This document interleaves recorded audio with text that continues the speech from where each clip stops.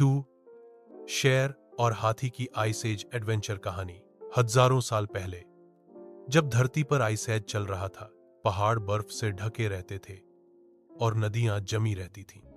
इस ठंडी दुनिया में दो ताकतवर जीव रहते थे। एक था स्नो लायन बर्फीला शेर और दूसरा था आइस मैमथ विशाल हाथी। शेर तेज, चालाक और शिकारी था, जबकि हाथी मजबूत, विशाल और झुंड का रक्षक। दोनों एक दूसरे को दुश्मन मानते थे। पहली भिड़ंत। एक दिन भूखे शेर ने हाथी के झुंड पर हमला किया। शेर ने दहाड़कर छोटे हाथियों को डराने की कोशिश की, मगर आइस मैमथ ने अपनी लंबी दांतदार सूंड से शेर को पीछे धकेल दिया। शेर ने समझ लिया, यह हाथी कोई आसान शिकार नहीं। बर्फीला तूफान। कुछ ही समय बाद एक भयंकर बर्फीला तूफान आया। आसमान अंधेरा हो गया, हवाएं गरजने लगीं और बर्फ ने सब कुछ ढक लिया। इस तूफान से बचने के लिए शेर और हाथी दोनों अलग अलग दिशा से भागते भागते एक ही गुफा में जा पहुंचे। गुफा में दोनों आमने सामने थे।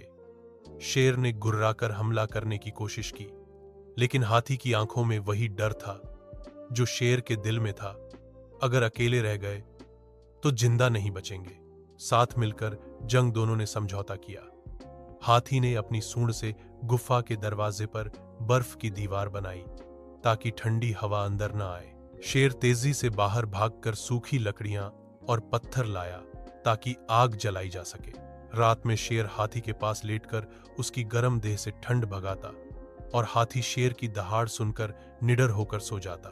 भेड़ियों का झुंड। अगले दिन गुफा के बाहर भूखे भेड़ियों का झुंड आ गया। शेर अकेला होता तो शायद हार जाता और हाथी अकेला होता तो थककर गिर जाता, मगर दोनों ने मिलकर लड़ाई लड़ी।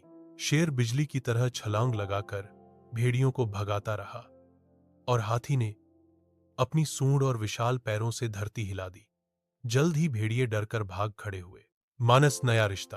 तूफान के बाद जब सूरज निकला तो शेर और हाथी गुफा से बाहर आए। अब वे दुश्मन नहीं बल्कि दोस्त बन चुके थे।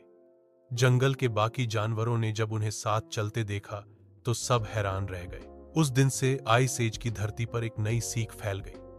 ताकत अकेले में नहीं, साथ मिलकर जीने में है।